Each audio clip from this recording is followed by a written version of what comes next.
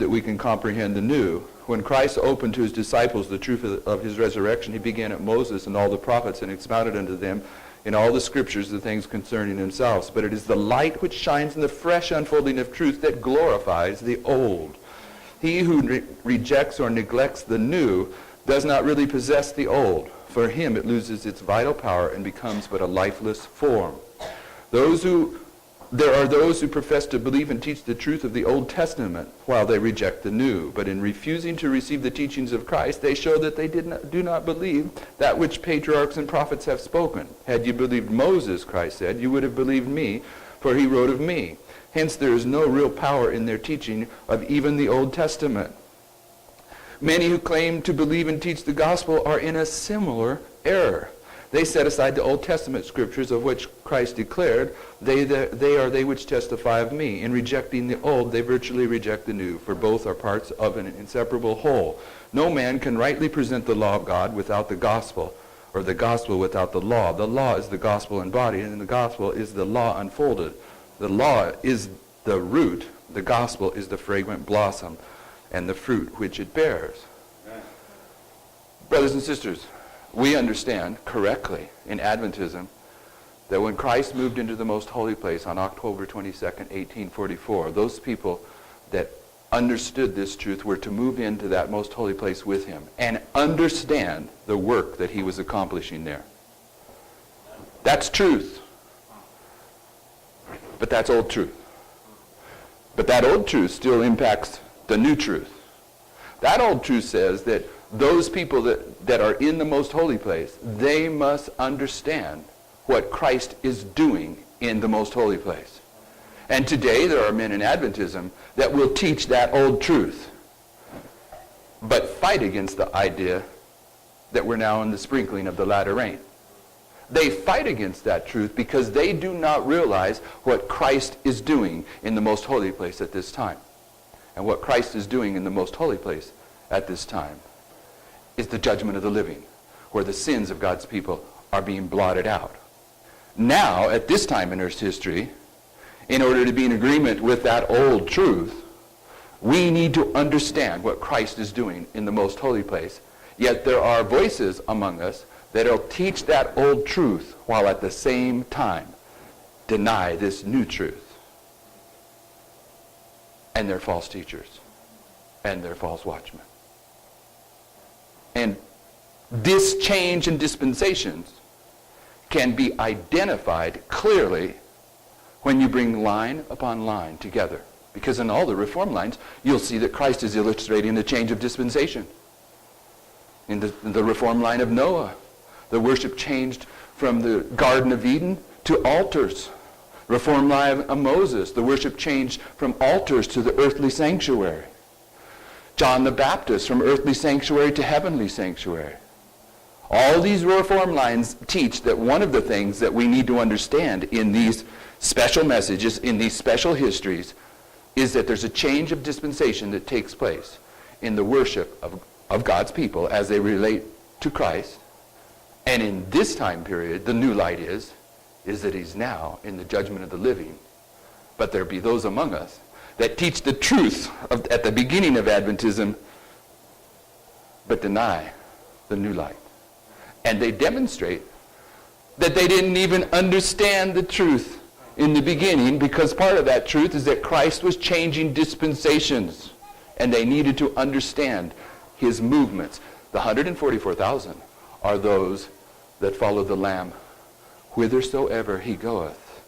And where he goes is through the 7 candlesticks. And when you take those histories of the 7 churches, you are establishing these histories of these reform lines, and you see that one of the places that the line of the tribe of Judah moves through history is he changes dispensations. This is to be understood. And it's not. And this is what she's talking about partially here.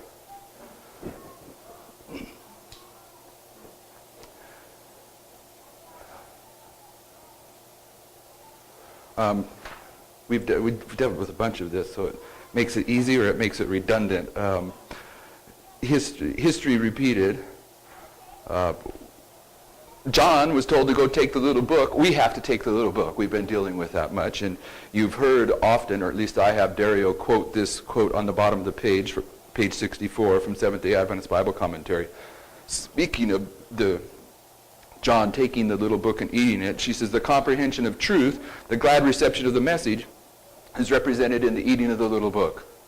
We have to take these truths that the Lion of the tribe of Judah is opening up before us, and we have to eat it. It has to become part of us. Now, in these meetings, I don't know everyone in these meetings, and we're a smaller number today than yesterday, so I knew less of the people yesterday than I know now. But in this meeting this weekend, there was 2 different sisters that I met face to face for the first time that aren't Adventists. Okay? So the one started studying these truths about a year ago, and she's into it. And unlike Seventh-day Adventists, she says, I have no problem with the spirit of prophecy. This is a prophet.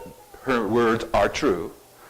The other sister started studying these things in November. What's that? 6 months? Same testimony about the spirit of prophecy. She says, I don't understand everything yet, but I'm going to. She's eating this little book. The comprehension is sweet in her mouth. Okay? But it doesn't stop there. The next problem that we're confronted with, once we understand that, is identified by Ezekiel and Jeremiah, and Dario's been reading some of these passages. When we eat that little book, then we have a message to carry to the house of Israel. And the house of Israel has to hear these things. Has to hear these things. Okay, and you have these passages in your notes. We've went over them. I'm turning to page 66. And you have a study here, starting on page 66, of the watchmen in the Bible. All the watchmen in the Bible are either representing the watchmen of the Millerite history or the watchmen here at the end of the world during the time period of the 144,000. They're representing both. You have to see them in both histories.